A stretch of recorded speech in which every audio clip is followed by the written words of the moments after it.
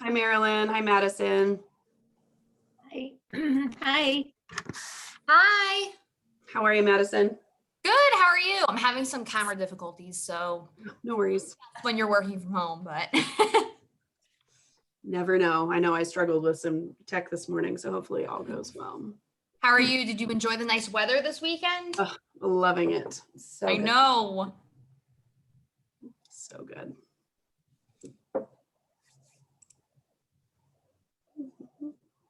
We'll just give folks another minute or two before we get started. Yeah, I thought it was supposed to be crummy all week, but today is beautiful. So I'm excited to see. It looks like, I guess, Thursday looks like rain, but otherwise it looks like we're going to have a nice couple of days again.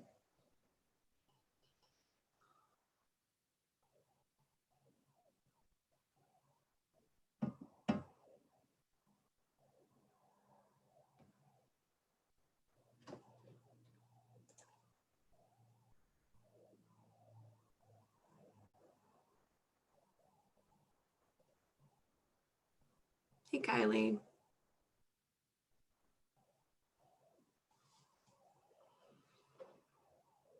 We'll give it one more minute and then we'll start.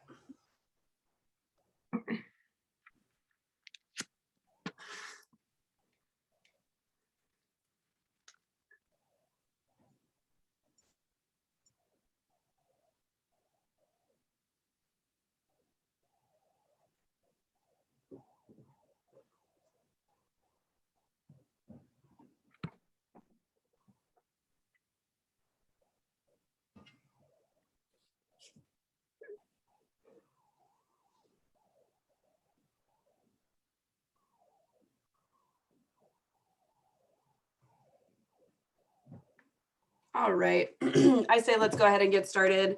Because we have such a small group, I think we can do just brief introductions for everybody. I'd love for you to just share your name, your pronouns, and then also how you're connected to the POB. So if you're a board member, a volunteer, a donor, what have you. So I'll start. I'm Amy Allison Thompson. I'm the executive director of the Poverello Center. Pronouns I use are she and her. And I am obviously the director of the POB, also a donor here at the Poverello Center. Sarah, would you like to go next? Hi everyone, my name is Sarah Penix, she, her, hers, and I'm the communications coordinator at the POB. And Liam? Hi there, Liam Morrison. He and him are my pronouns, and I'm the development associate and very small donor to the Poverello Center. Thanks, Liam. Zach? Hey everyone, I'm Zach Malden, he, him pronouns, and I'm the volunteer and food programs manager at the POB, donor volunteer. Yeah, like I just live here, you know?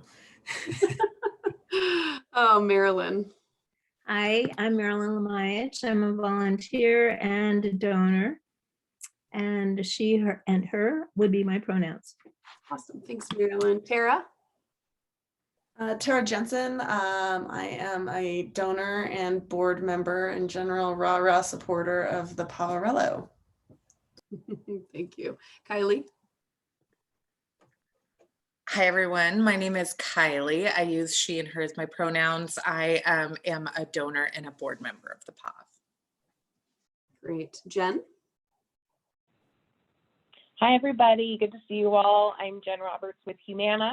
I was volunteering pre-COVID when we could still be in there tabling for resources. And then I'm also a donor.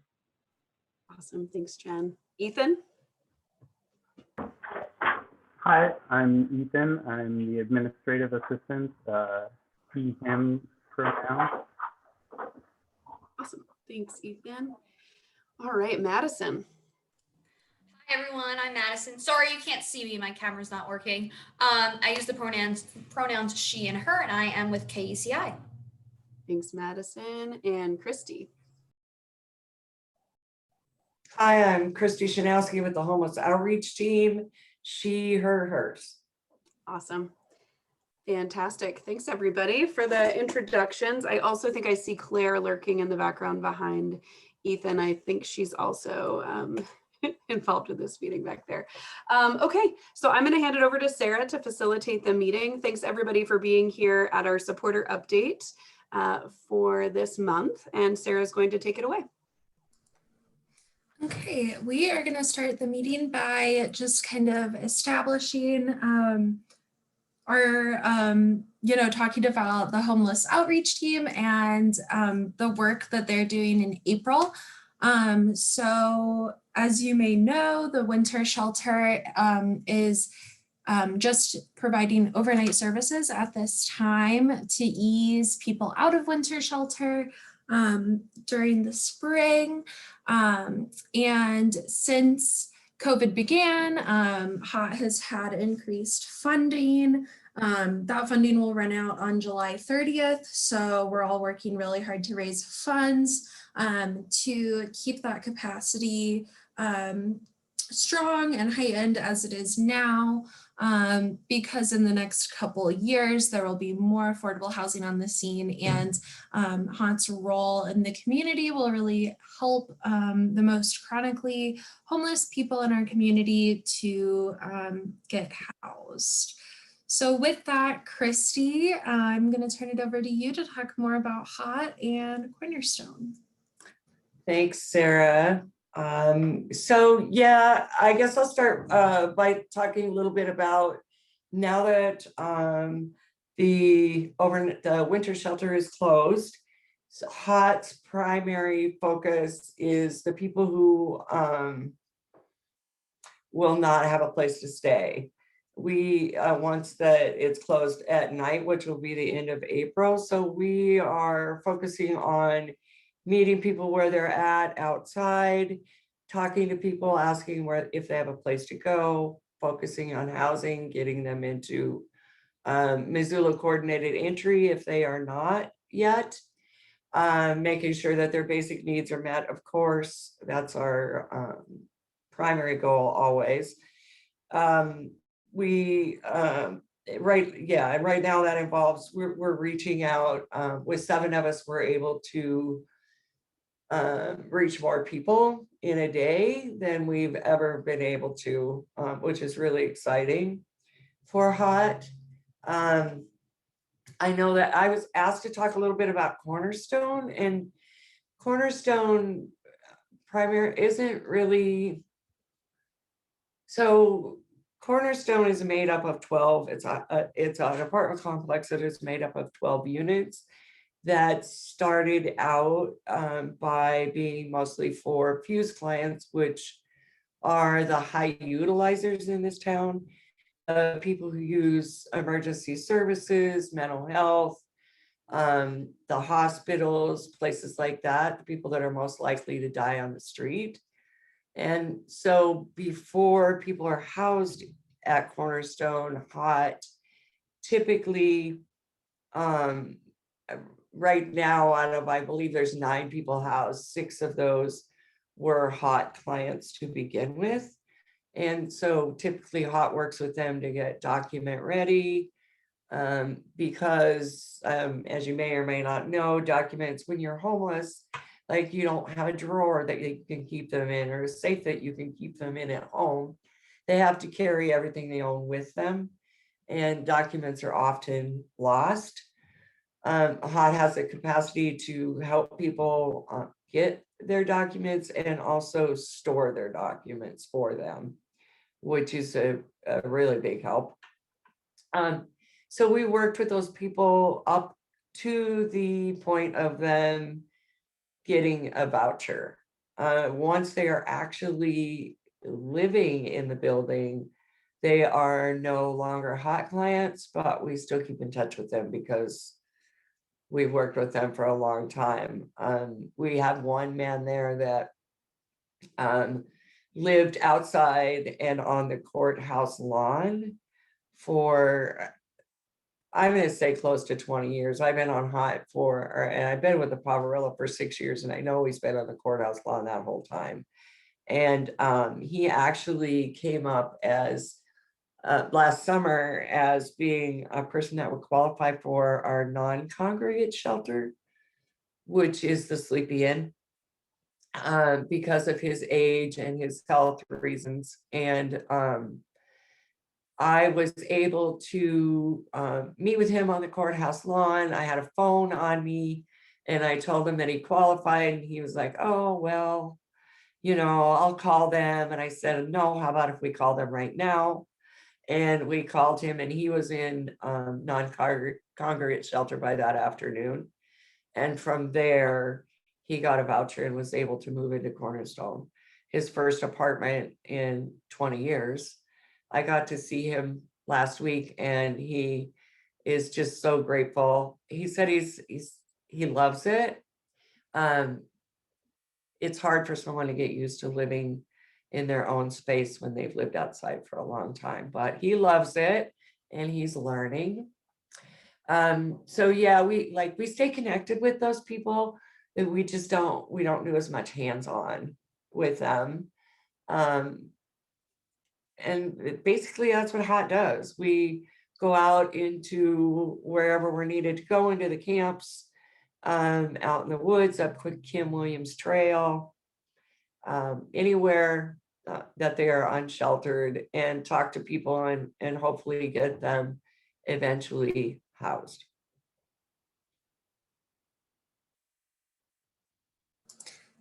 So much, Christy. I appreciate it. And then I just wanted to touch on winter shelter. We kind of already have during this meeting, but just that during April, we're just doing overnight services for emergency shelter. And that in this next month, we're going to see a really big increase in supply needs, such as camping and survival gear and hygiene kits. So that includes things like tents, sleeping bags, and other things that will help this transition out of winter shelter for people who are facing unsheltered homelessness. And does anyone have, excuse me, sorry to interrupt, Sarah. Does anyone have any questions for Christy about HOT Team, what they're up to, anything like that?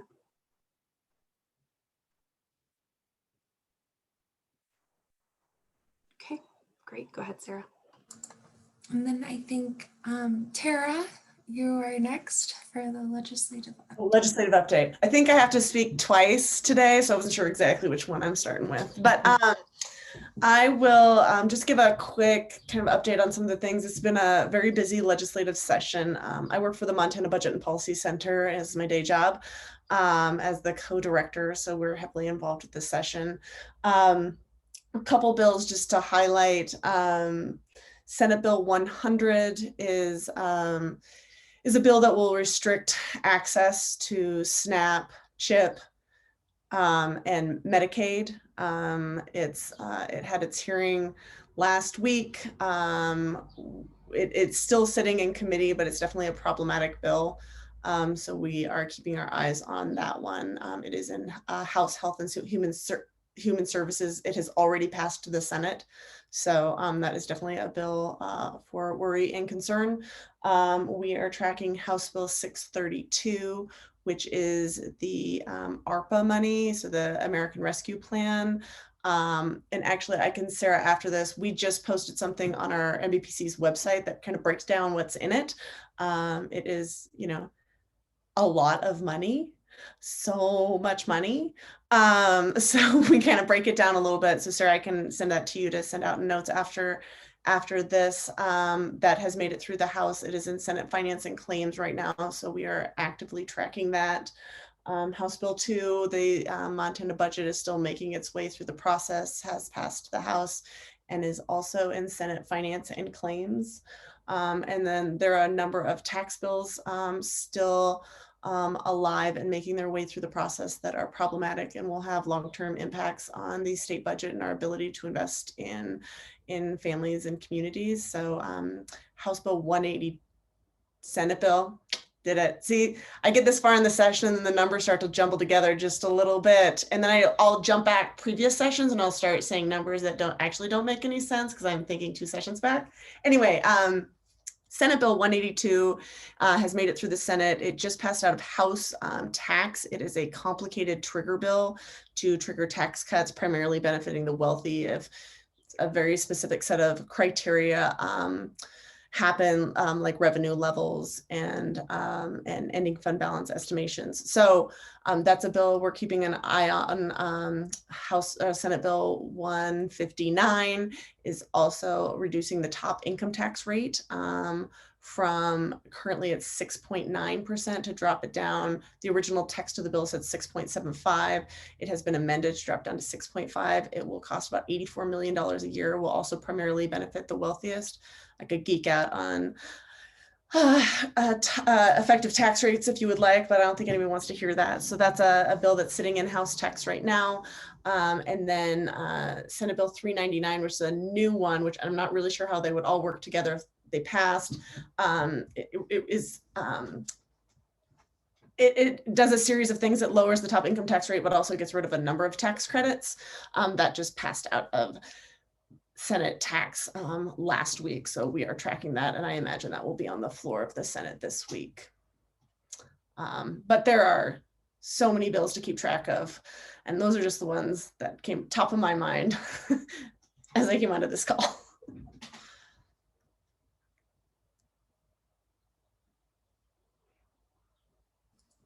Thank you so much, Tara. Next on our agenda is Amy, and Tara kind of giving us an update on the executive director transition. Hi, everybody. You've likely heard either in the news or perhaps in a letter that you have received recently that I am moving on from the Poverello Center at the end of July. I put in my 6 months notice with the board in January. And so now I'm working through really preparing my position and our team for a transition with me leaving and bringing in a new executive director. So really excited about the opportunity for the POV to bring in someone with fresh energy that is ready to tackle all of the wonderful work that we've been doing and just continuing to carry our momentum forward. And we're going to have Tara talk through a little bit about what that process is looking like with the ED search and the timeline that we're looking at right now. Yeah, so we closed kind of applications last week, question mark. Yes, sorry, time has no meaning. COVID just messed it all up for us. I don't know what day it is. Anyway, we closed the application process. We had a pretty large pool of applicants. And I will say we are going to do preliminary interviews all through this week, and they're strong.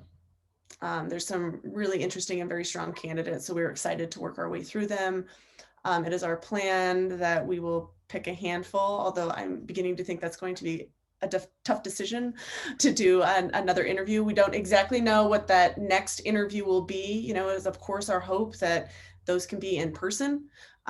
We will play that by ear a little bit based off kind of what the world looks like. But it is our hope ultimately to bring somebody on in time to have hopefully 4 weeks of overlap with Amy, maybe more if we get lucky. But I think realistically, hopefully 2 weeks or 4 weeks so that we can have a really thoughtful transition. Amy's been really generous in her time and giving us 6 months is a long time and is a very short period of time when you're doing a search for an organization as important to our community as the POV is. So Amy's been really generous in giving us a lot of leeway so that we can have some overlap and make sure that both for board, clients, staff, that it's as smooth a transition as possible. But I do want to iterate, I'm optimistic that we're gonna find somebody who's ready to take POV, take the great work that the POV team and that Amy has done together and move it to a really new and exciting place. I'm also happy to answer questions as much as I can.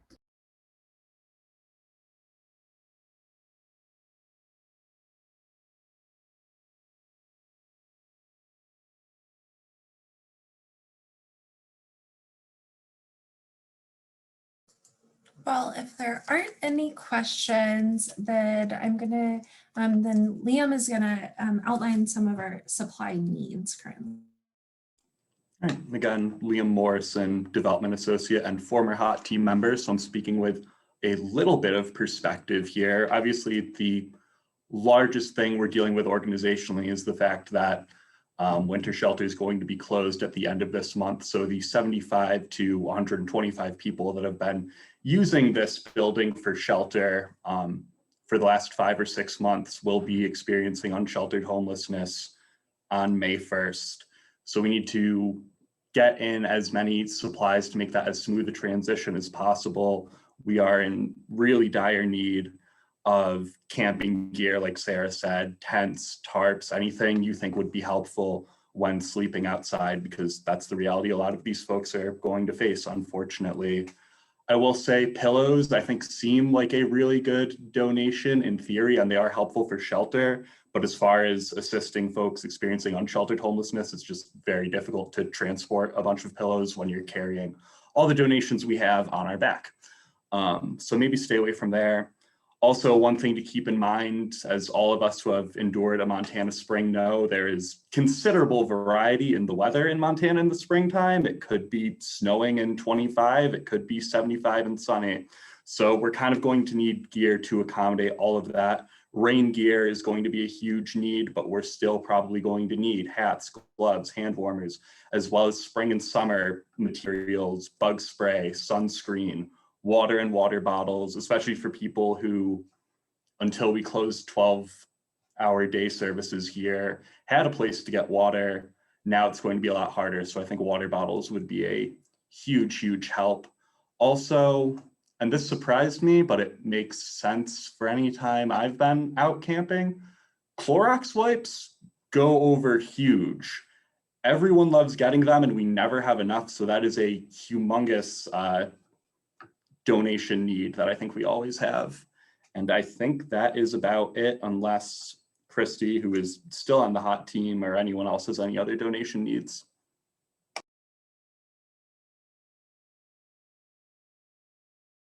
I think you did a great job with that.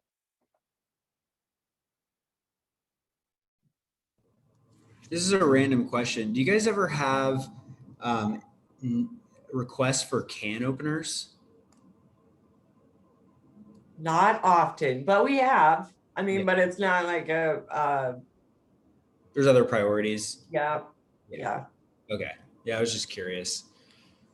Got one. Backpacks are huge. People have to carry things in a black garbage bag if they don't have a backpack or a duffel bag.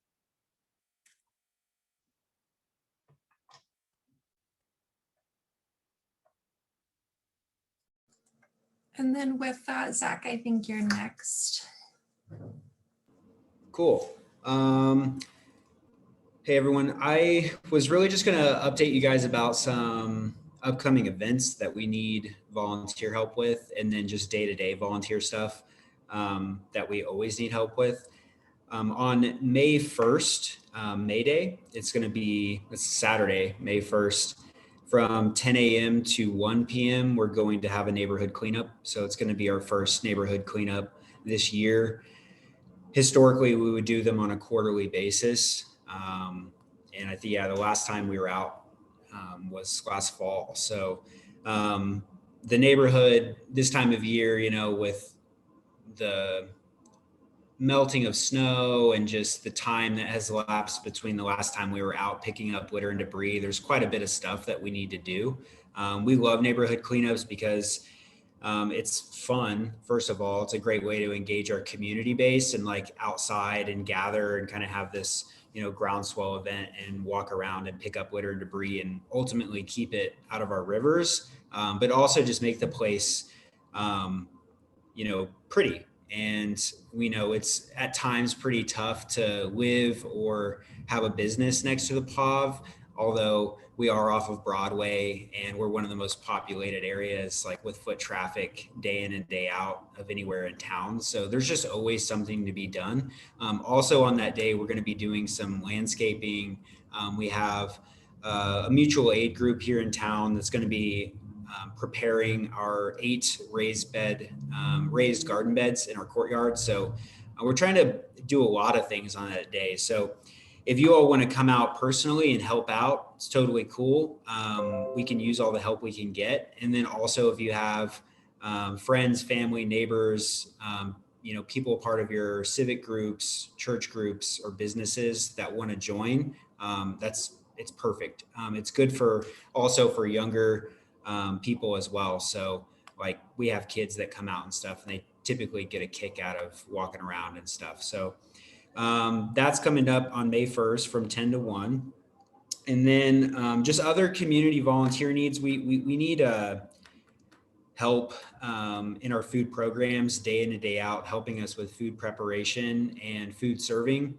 Because of our safety protocols, we require more servers just control the whole food line and serve as safely as possible, which means, like I said, we need more servers, and it's hard to fill every position day in and day out. So if you all want to volunteer in the building, it's very flexible. You can volunteer in the morning, in the afternoon, 7 days a week, doing different things. So reach out to me if you want to. And then also if you're just having conversations with your, friends and family and other people in your life, and they want to volunteer, totally point them in this direction because we can use it.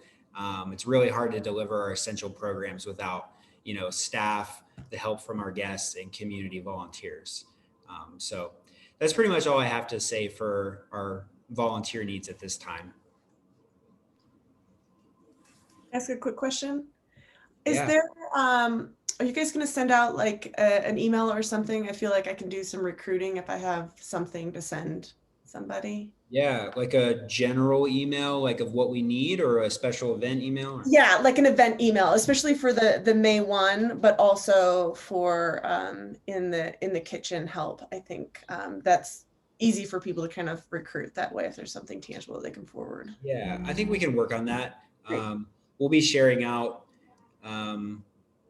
We'll try to share. I don't know if we have any communications that are planned to go out that we can piggyback on. But if not, we can get something out that's like more direct. We'll have a Facebook event posted for the neighborhood cleanup. I'm working on that right now. So yeah, great idea. Thank you. So I have a question, Zach. What's the best way to contact you then about serving and food prep?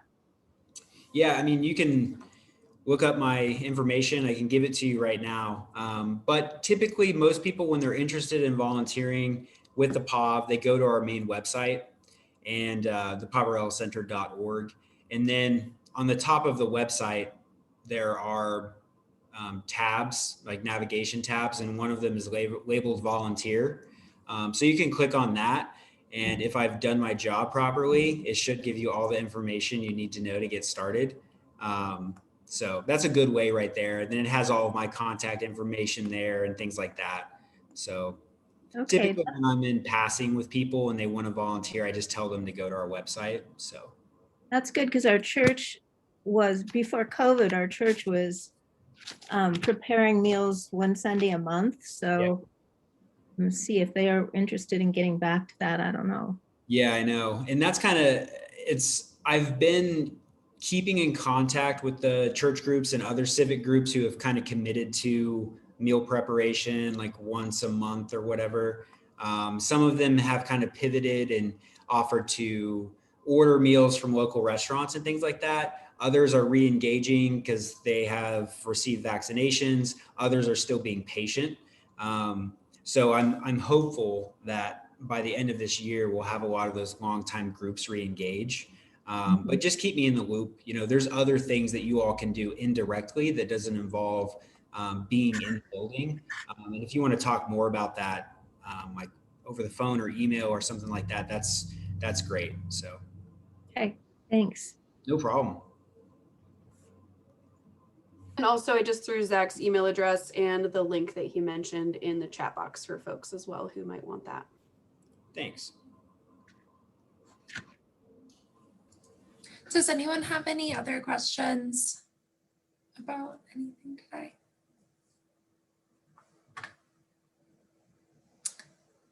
Well, Well, if not, wrapping up, I want to remind you all about the Picnic for the POV, which will be happening June 19th. We're working on recruiting table captains at this time. So if you're interested in being a table captain, please reach out to us. And additionally, the POV will be participating in Missoula Gives May 6th and 7th. If you're interested in being a leader for the POV through that, or either of these opportunities, please donate or email at us at the donate at thepoverellocenter.org email, and we will send you any additional information regarding which one you're interested in. Thanks, Amy. And then lastly, I just kind of want to open the floor to you all to let us know or voice what you would like to see and learn about in future online supporter update meetings, so that I can kind of account for that in future planning.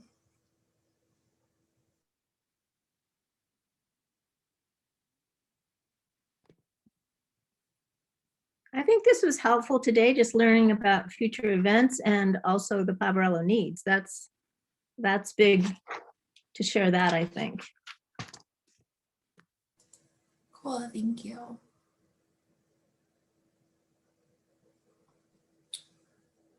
Well, if anyone has any other thoughts, feel free to contact me.